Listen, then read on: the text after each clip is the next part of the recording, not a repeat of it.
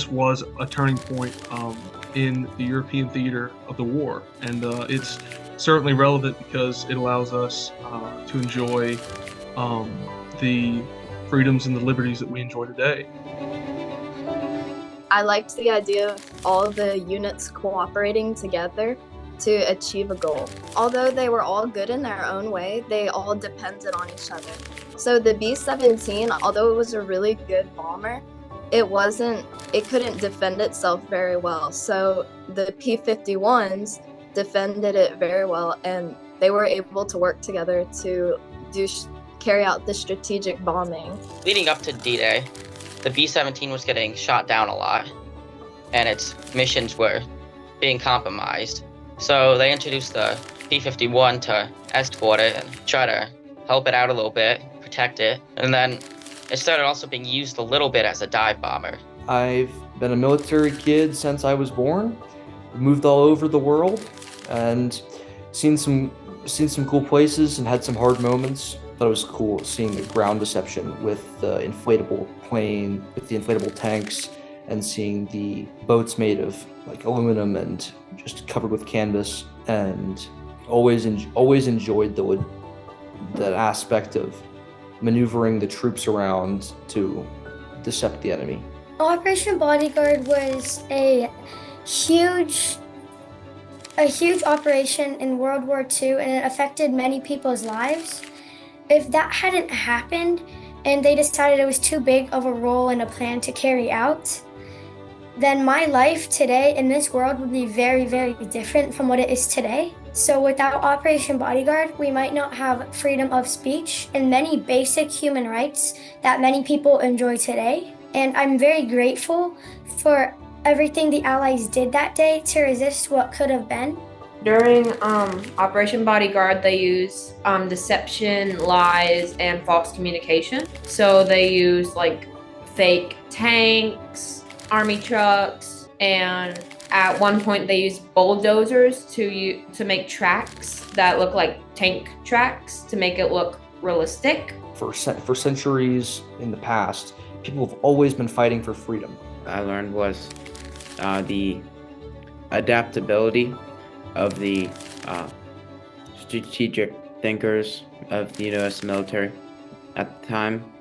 So going into and before World War II, there was two main groups of thought. There was one where that the Air Force should remain small and still remain part of the Army, as it was at the time. And the other was that it should become its own independent branch of the military, which we see today.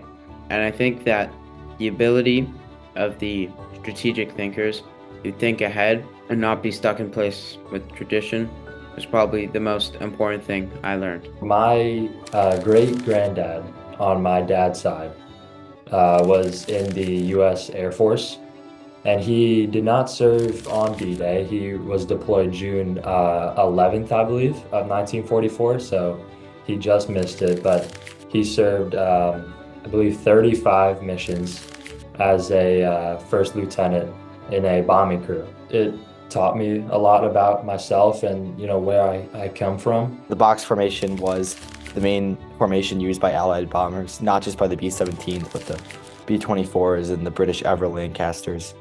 And it was just a defensive formation that was best used to defend against German fighters. And German fighters often performed better at lower heights and were more nimble than Allied fighters, but at the higher altitudes, American fighters like the Mustang, which I talked about, performed usually on better than the 190s that the Germans had or the 109s.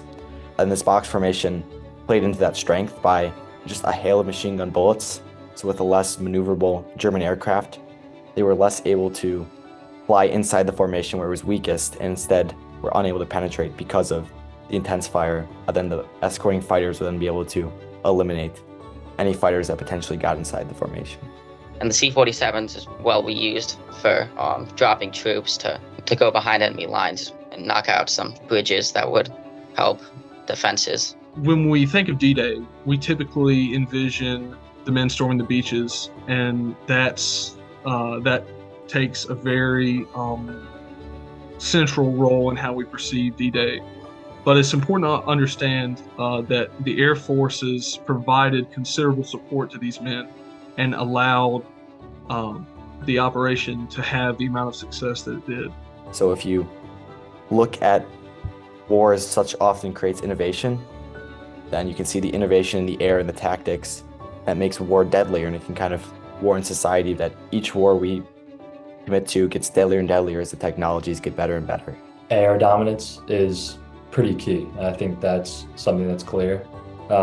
Whether it be, planes, drones now, but I think that's a major deciding aspect in war now. Essentially, the paratroopers had to work in conjunction with the troops on land because they had to secure essential positions behind German lines so that the military could take over the beach.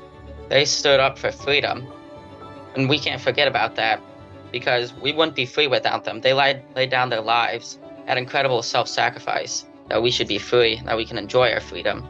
We can't just forget that they sacrificed themselves like that for us. If you keep an open mind and you research history for what it is, it's very rewarding and you can learn a lot, and it's very fascinating. Just having fun. I was able to just kind of go down rabbit holes and research as much as I wanted to, and kind of just gather all that information I found and collage it into an essay. And You need to be able to adapt, and that you should fight for what you believe in. It should be relevant to everyone in the world who enjoys, I think, living in freedom. So D-Day really, it led to the liberation of Europe and eventually the world.